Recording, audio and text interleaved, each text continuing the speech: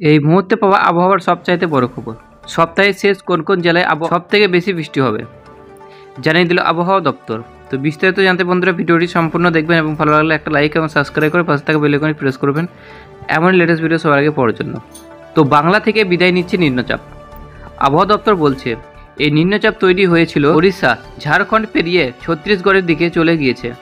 আগামী 24 ঘন্টার মধ্যে এই শক্তি আরও খানিকটা কমে যাবে। ছত্তিশগড় হয়ে ধীরে ধীরে তা মধ্যপ্রদেশের দিকে চলে যাবে। তবে বাংলায় বৃষ্টি হবে।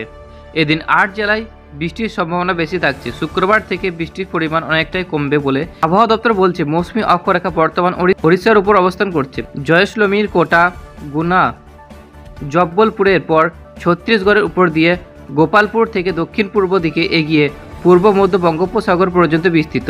আগামী 48 ঘন্টায় দক্ষিণবঙ্গের বজ্রবিদ্যুৎ সহ হালকা থেকে মাঝারি বৃষ্টির সম্ভাবনা রয়েছে।